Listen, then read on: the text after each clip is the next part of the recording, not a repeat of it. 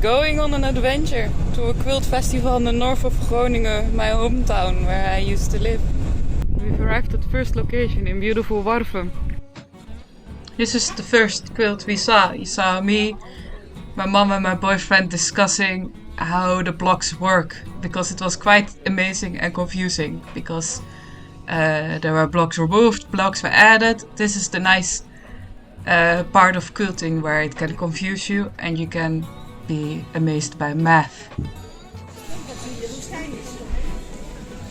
This is the Nationale Quilt Collection, which means that they're collecting quilts for history purposes. So, because the history of quilting is not that well known, and they are trying to have an archive of quilts, so you can talk about the history of quilting, and I think it's quite cool. They also have like skirts for freedom and stuff like that. These are kimonos.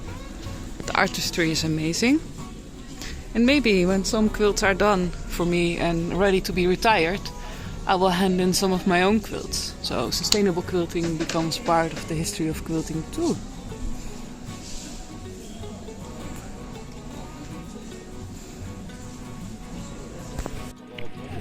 This quilt is uit 1992, so it's as old as I am. And the beautiful thing about this quilt is that it's used. You see that the colors are white. I don't know if you can see it, and it's soft, and it really breathes its age. I love quilts that are in use. Good thing about the quilt festival is that it's in old churches, so they can also get some use out of them, and I can get to go know more of my roots. Beautiful. It always inspires me to quilt. Here you see that quilting can also be sexy and interesting, because these are some ladies, but this woman also quilted some working men, and I don't know if the purpose was necessarily to make them sexy, but I like the look of these guys. Yeah, and it also shows how versatile quilting can be, because it's not only about making grandmother looking squares. You can also make like artist statements about society and the world and about what you value. And maybe this woman valued the working man and the work we do with our hands, like also quilting is work we do with our hands. This is another church we were going to, and my mother and boyfriend, because it's always good to also show the people you travel with. And here's some scenery. It really amazed me how beautiful all of these little towns were, because yeah, I know I'm from the north, but I hadn't seen lots of it. This is another church we went to. This was a lady who made like portraits of animals, and she made them lifelike, as you will see. Here's an owl, for example, and a cat, and a flower. It's really amazing, and this also shows the versatility of quilts, because it sometimes is geometrical blocks, but sometimes people also make lifelike portraits and things like that. There is as much diversity in quilters as in normal people, and everybody does their own thing.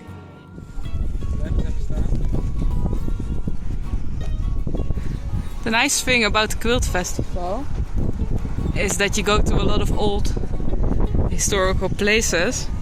This is a windmill, and the view is amazing. Also, this view is amazing.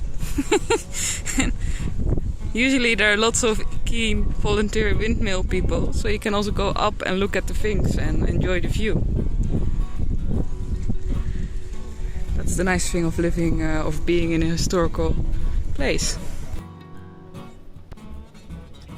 We are in another church now, and this really shows the modern side of quilting, because all of these blocks are quintessential modern. They usually are abstract images with lots of white space and bold colors, solids, and not very busy. And this church had a lot of those quilts. Also quilts that are an intersect between modern and not modern, but all amazing in creativity. And I also really enjoyed looking at the quilts on the benches of the church. It's a nice combination.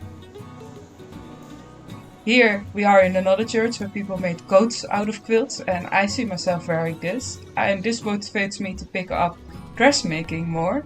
It scares the shit out of me, but I want to wear a coat like this because I think it will be fabulous to make with other people as well.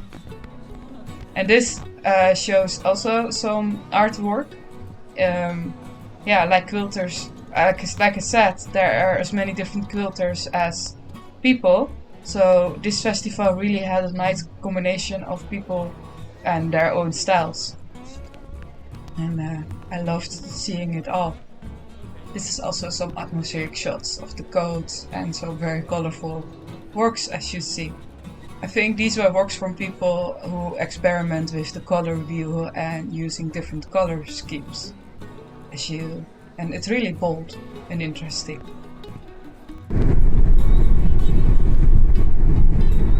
And this was the end of day one. There were like 3 days festival in total.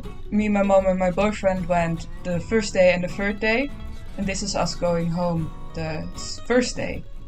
And I hope you enjoyed this part of the report, and we're going to continue with the next day. We've arrived in first destination for day 2 with like a huge church in Zeerijp. My mom just told me that if the church is separated, people were more rich, or at least the church got more money. Whether that means the people in the village were also rich, I don't know. Some people were not. Not everybody in the north of Groningen is rich. Like, very few people actually, I think. But like everywhere, some big rich farmers, some small farmers, and a beautiful church with a tapestry made to commemorate the slavery history in the North of Groningen. Because Dutch people were not very kind. Made with quilting, crochet and tufting.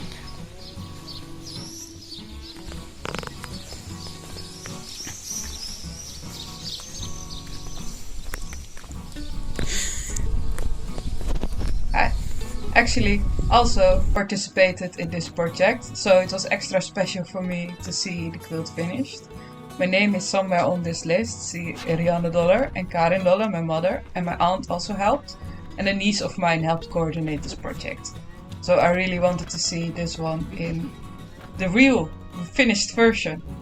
My boyfriend has a hobby of filming me when I'm filming, because he enjoys this influencer content creator life. Now I'm going to show you the finished tapestry. You will see that it's huge and impressive.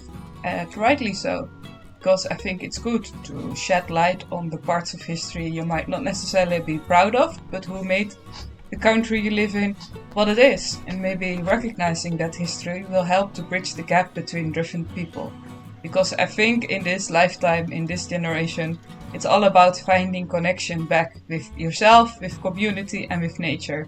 And looking at the darker sides of history is part of that.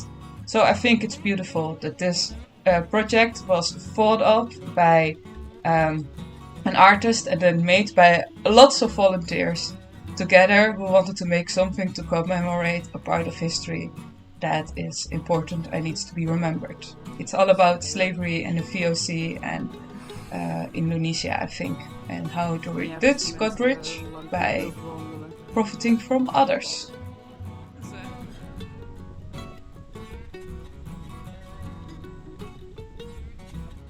This is a small quilt that I thought was just beautiful in another village with a windmill again.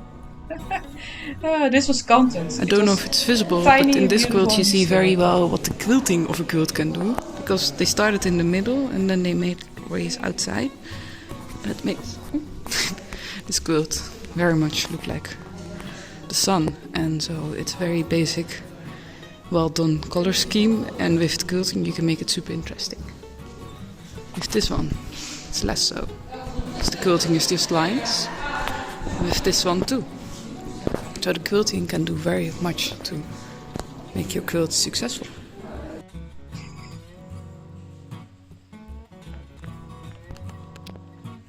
This is another church we visited with quite modern work because it also redefined, like, modern quilts often also are not necessarily blankets for on a bed, but can also be like different shapes.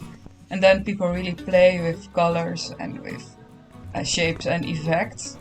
I love how the light shines through that quilt, and as you can see, they're all like abstract forms, and I really like the combination of seeing the quilts and being attacked by little scrap birds and seeing the old church and the quilts together.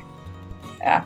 And even there in the corner you see like an altar quilt made probably by a villager, and I thought it was a nice contrast with the modern quilts here as well. And overall it's very nice to see churches in use and to see quilts in use, because both are made with lots of energy and attention, and both can be valued for the artistry. Look, there's quilts in the windmill. In the making. And in the book it says her windmill, so it makes me wonder if somebody actually owns one of these, and that would be amazing.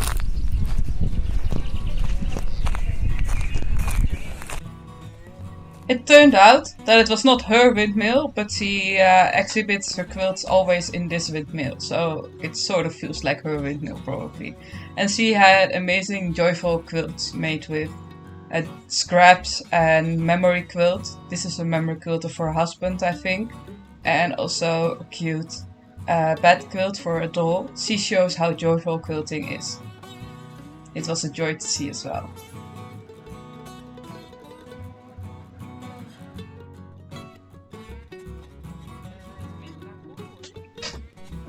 This is the last church we visited, also with very interesting modern work, but also reusing patchwork she had. And I really like how the quilt looked in the arches of the old church. Yeah.